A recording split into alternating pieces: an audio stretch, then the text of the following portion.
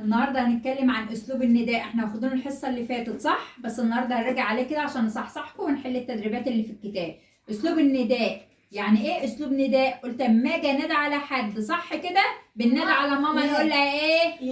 يا ماما. بننادي على بابا نقول له ايه؟ يا بابا. بننادي على زميلنا في الشارع يا محمد يا احمد يا علي يا سما يا زينب صح كده؟ ده اسلوب النداء. طب انا بنادي كده اجرب صوتي وخلاص ولا بنادي عشان في غرض من النداء؟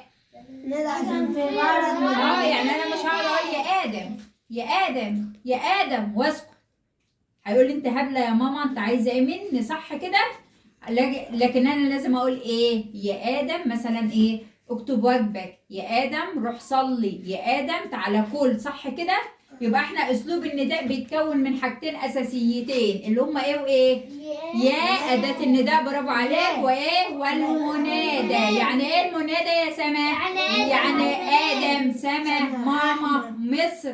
اي حد انا بنادى عليه، اي حد بيجي بعد ايه يا اولاد؟ بعد اداه النداء. يعني مثلا اقول يا يوسف مثلا، يا امي مثلا صح كده؟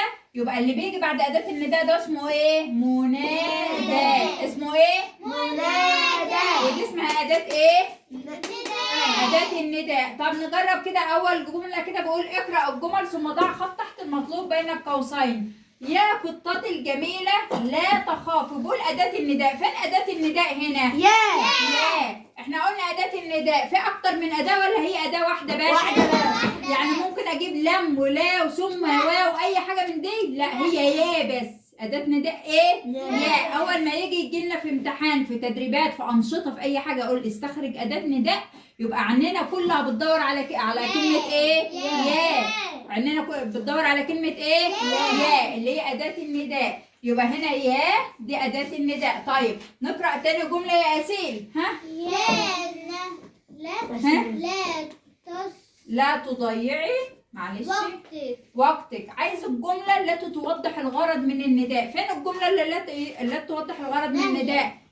دي الجمله؟ لا هي اللي هتقول. ها؟ يعني احنا بننادي على نهله ليه يا اسيل؟ عشان ها؟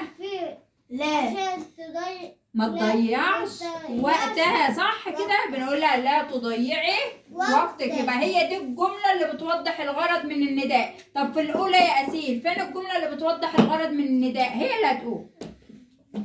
الجميلة لا ايه؟ تخافي. يبقى هنا الغرض من النداء القطه الجميله واحده كده، قطه بتتبنى قطط كده وقاعده تربيها وترعاها، تقول لها يا قطتي كده وبتحسس عليها وتقول لها ما تخافيش. يبقى هي ايه؟ لا تخافي. يبقى هي دي الغرض من النداء وده الغرض من النداء. يبقى اللي بيجي بعد المنادى اللي هو الايه؟ الغرض من النداء. يعني انا بنادي على الشيء ده ليه؟ بنادي على الكائن ده ليه؟ عشان اقول له يعمل كذا او ما يعملش كذا او يحافظ على كذا او كده. طيب اقرا يا حمود. يا مصر أنت وطني الحبيبة. بقول منادى. فين المنادى هنا؟ مصر. مصر. اسمها مصر مش مصر. مصر. طيب بقول هنا اكمل الجمل. طيب فين الغرض من النداء يا اسيل؟ اسيل برضو اللي هتقول الغرض من النداء عشان اشوفها فهمته ولا أنا عارف.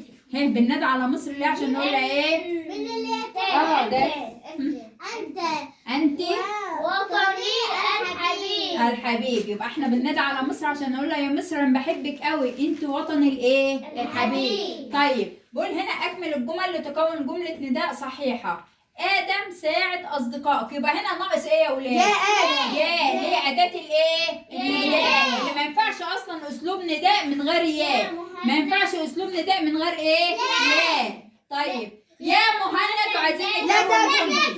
لا تجزي. ها؟ لا حد يجيب لي لا جملة؟ تضرب الحيوانات. لا تبكي. ها؟ لا تضرب لا الحيوانات. تضرب الحيوانات. ها؟ جملة تانية. لا تؤذي الحيوانات. رتب سريرك. رتب سريرك. أي حاجة. يا مهند هنقول له هنا أهو لا تؤذي الحيوانات. الحيوانات. لا تقطف الأزهار. لا تلعب في الشارع. لا تلعب بيلي مثلا. يا مهند أي حاجة. طيب يا نقط رتبي سريرك. يا سلمى. ها سما اللي هتقول. يا سلمى.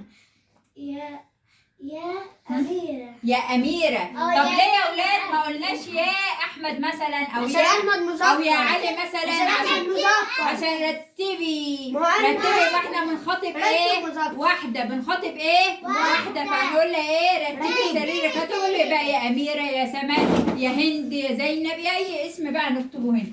طيب قول رتب الجمل الآتية اللي تكون جملة نداء يا صحيحة. أنت. ثواني. يا أنت حبيبي أبي. طيب عشان يا أبي أنت حبيبي. أنت حبيبي. يا أبي هو أنت حبيبي. هنحل الوقت الأنشطة اللي في الكتاب كلها. طيب يا وفاطمة وفي واجتهدي والمذاكرة. يا فاطمة. يا فاطمة في مذاكرتك.